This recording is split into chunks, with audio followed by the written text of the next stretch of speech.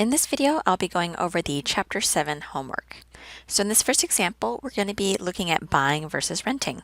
So based on the following data, would you recommend buying or renting? Assume an after-tax savings interest rate of 6% and a tax rate of 28%. So we've given some data here around the rental costs as well as the buying costs. So first, we're going to be calculating the after-tax interest lost on the security deposit. And so the formula is where we'll take our after-tax interest rate and multiply it by the security deposit. So we'll take the 6% interest that we have here, so we'll write it as a decimal at 0.06, and we'll multiply it by our security deposit. So this is the rental cost right here, that's the $650. And when I put this into my calculator, we get an after-tax interest lost on the deposit of $39. Then we'll calculate the after-tax interest loss on down payment. So you can see what we're doing is first analyzing the rental cost in terms of the security deposit, and then we're going to do the same for the buying costs on the down payment and closing costs. So that formula is going to be, again, our after-tax interest rate, and then we'll multiply it by the down payment and closing costs. So here's our 6% again, 0.06, and we're going to multiply it by our down payment and closing costs. So that was the $4,500 in our data above. So when I plug that into my calculator, we get $270. So the next piece we have to figure out is the tax savings. Specifically for the mortgage interest, we're going to take our tax rate and multiply it by the mortgage interest. So our tax rate was given to us at 28%. Or the 0.28, and our mortgage interest, if we look here in our data, is the $9,575. Plugging that into our calculator, our tax savings will be $2,681.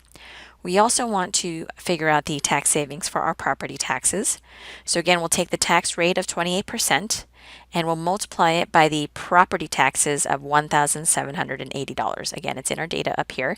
So you just have to find the corresponding value to the variable in our formula. And when I plug this into our calculator, our tax savings for our property taxes is $498. So now we'll go ahead and compare the buying versus renting based on the additional calculations we just made. So for the rental cost side, we're going to take our rent, that's the $7,380, and we've got our insurance, and then here's our interest lost. What you'll notice that's missing now is the security deposit, because in theory, you should receive your security deposit back once your lease is up. In reality, though, sometimes the security deposit will be used towards any damages or other costs that you incur when you return the property back to the landlord. So we'll go ahead and add up these three numbers, and so our total rental cost is $7,564. Now, for the buying cost side, so now we'll go ahead and take our mortgage payment, so that's the $9,800 that we had originally in our data. And then I'm going to go ahead and combine just for convenience. You can keep them separated if it's easier for you, but what I've done here is I've combined the taxes, insurance, and maintenance, and that's the $2,830. And then we calculated the interest lost on our down payment. That was the $270. Now these additional numbers here were in the data above in our problem. That was the growth in equity. So you're earning equity on your purchased home. So we're going to subtract that from the costs at minus $225. And you'll notice with housing that there is an annual appreciation. So that's $1,700. So we'll go ahead and subtract that as well. And then here's what we had calculated on our tax savings for the mortgage interest and the property taxes on the previous slide. So we will subtract those as well. So there's a little bit of addition and subtraction on the buying cost side. And then when I plug all of that into my calculator, we get $7,796. So if we compare our rental versus buying costs, purely from a financial perspective, we can see that renting is lower than buying, and we would recommend renting. There are other reasons why you might prefer one over the other, but if we're just looking at the numbers, this is your best bet is to rent. In our next example, we're going to be looking at monthly housing payment in terms of costs. Ben and Carla Covington plan to buy a condo. They will obtain a $220,000 30-year mortgage at 6.5%. Their annual property taxes are expected to be $1,800. Property insurance is $480 a year, and the condo association fee is $220 a month. Determine the total monthly housing payment. And you're going to be using Exhibit 7-7 for this. So here's the two formulas you're going to be working with. So first we want to find the monthly mortgage payment. We're going to take the mortgage payment factor and then multiply it by, in parentheses, our mortgage amount divided by 1,000. The reason why we divide it by 1,000 is the way the exhibit is set up in terms of the factor. It's in increments of 1,000. So if we take a look at Exhibit 7-7 real quick, and we go to the 6.5 interest for our term rate, and we're going to be looking at the column for 30 years because it's a 30-year loan. So at 30 years, I go down to the 6.5, and so our factor is going to be 6.32. So we'll take our 6.32 and multiply it by the mortgage amount divided by 1,000. And so our monthly mortgage payment is $1,390.40. So in this next formula, we have to calculate the total monthly housing payment. So we're going to add up all the different costs so we know how much we need each month.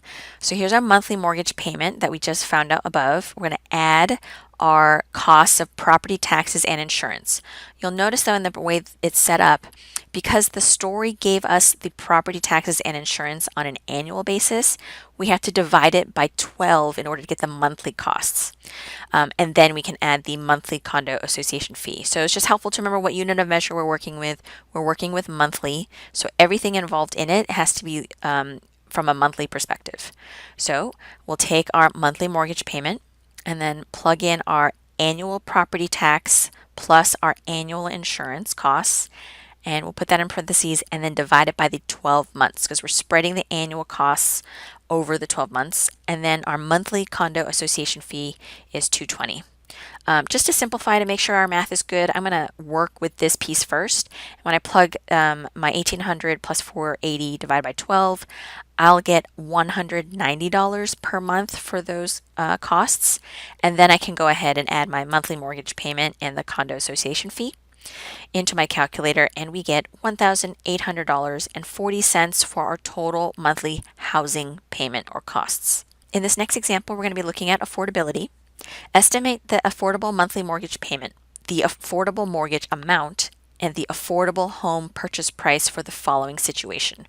We're going to be using Exhibits 7-6 and 7-7 to help us. So here's some pieces of information that you're going to be using in order to solve each of these items. So first, let's calculate the affordable monthly mortgage payment. So here's our formula here. We're going to take the monthly gross income that's given to us here, multiply it by the 0.38 or 38%, and we actually get that from our exhibits. So you can see here in the example A, we use 38% as a guideline for PITI. So that's where we get our 38% from. And then we'll subtract the monthly estimate for property taxes and insurance that's given to us above and subtract any other debt.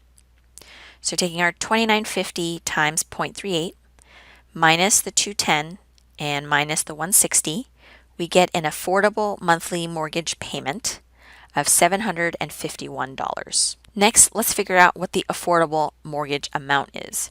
So we're going to take the affordable monthly mortgage payment we found previously and divide it by the mortgage payment factor times 1,000. That factor comes from Exhibit 7-7. Again, it's based on a 30-year loan at 6%. So I'm going to go down the term rate until I find my 6%, and I'm working with 30 years. So I'll go down until I get to 6%, and so my factor is going to be 6. So taking the 751 that we previously calculated, and we'll divide it by our 6 and multiply that by 1,000. Again, it's multiplying by 1,000 because the way the Exhibit 7-7 works is in increments of 1,000. And when I plug that into my calculator, we get $125,167 as the affordable mortgage amount. In other words, this is how much I can afford to borrow and pay back. Next, we need to figure out the affordable home purchase. So this is the total purchase price that I can afford. So we're going to take that affordable mortgage amount we just solved above, and we will divide it by 1 minus the down payment percent. Because remember, there's also the piece around the down payment. In this case, the down payment is given to us as a percentage rather than like a flat number. And in this case, it is the percentage of purchase price. It's given to us at 15%.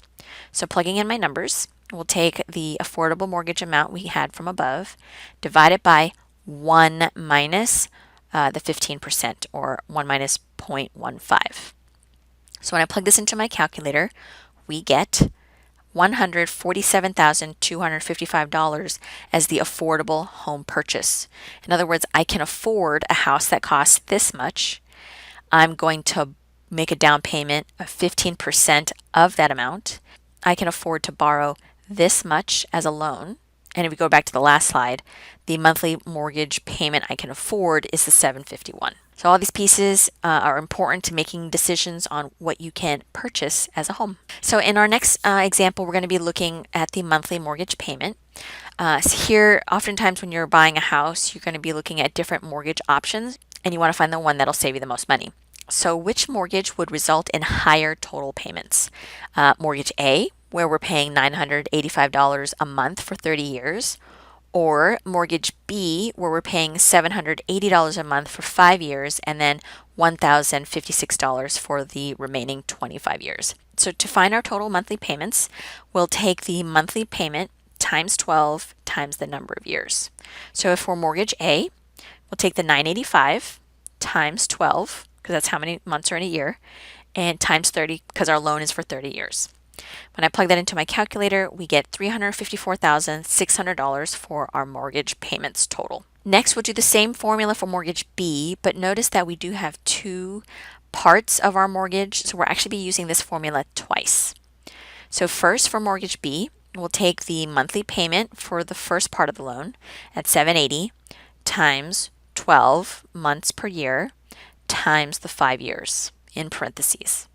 We're also going to add that to the second part of the loan, which is the $1,056 times 12 months a year times the 25 years left. And then when I plug this into my calculator, I'm going to simplify each one first just so you can double check your math is okay. So for the first part of mortgage B, it's $46,800. And for the second part of mortgage B, it's $316,800. Then when I add these two numbers up, my total mortgage payments for mortgage B would be $363,600. So we can see that mortgage B is higher in our total payments. So I would prefer to go for mortgage A. Let's go ahead and look at adjustable rate mortgages. So if an adjustable rate 30-year mortgage for $120,000 starts at 4% and increases to 5.5%, what is the amount of increase in the monthly payment? We're going to be using Exhibit 7-7 again to help us out. Here's our formula. So we're going to figure out the payment increase. So we'll take the new mortgage factor minus the old mortgage factor and then multiply it by the mortgage amount divided by 1,000. So these factors again come from the Exhibit 7-7, and it's based on these two interest rates right here. So remember, 4% is where you originally start, and then 5.5% is where you get to eventually. So the 5.5% is the new mortgage factor. So we're going to go ahead and look at Exhibit 7-7. So the new mortgage rate in the term rate side is the 5.5%. And again, we're looking at a 30-year loan. So our factor at 5.5% is the 5.68. The old mortgage factor is based on the starting interest rate of 4%. And again, we're looking at the 30-year column. So that's the 4.77. So these are the two factors that we're going to be working with in our problem. So we'll take the 5.68 minus the 4.77. And then we'll go ahead and multiply it by the mortgage amount divided by 1,000. So when I simplify, and again, I like to do this so you can double check the math to make sure it went in okay to your calculator. The difference in the factors is 0.91, and then we'll multiply it by the 120. So we get a payment increase of $109.20 each month.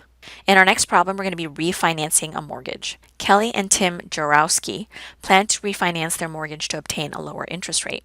they will reduce their mortgage payments by $56 a month. Their closing costs for refinancing will be $1,670. How long will it take them to cover the cost of refinancing? So in our formula here, we're going to figure out the number of months by taking our closing costs divided by the monthly payment reduction, or how much they save by. So our closing cost was the $1,670, and we'll divide it by the $56 a month. So the number of months in order to cover the cost of refinancing is 29.82, but we'll have to round, which means 30 months. In our next example, we're going to be calculating down payments. In an attempt to have funds for a down payment in 5 years, James DuPont plans to save $3,800 a year for the next 5 years. With an interest rate of 4%, what amount will James have available for a down payment after the 5 years? Use Exhibit 1B. Again, we're going back to the Chapter 1 time value of money tables. So our formula right here, it's the future value for our down payment. We'll take the annual savings, that's the $3,800 a year that James will save, and multiply it by the future value annuity factor. So going over to Exhibit 1B, I'm looking at the period and I'm going to go down to the 5 years. And then we're working with 4%. So I'm going to go to the column that says 4% and then go down to the 5-year row. My factor is 5.416. So plugging that into my formula, we'll take a $3,800 multiplied by our FVA factor of 5.416. Plugging that into our calculator, we get a future value for our down payment at $20,580.80. So if you have any questions, just let me know.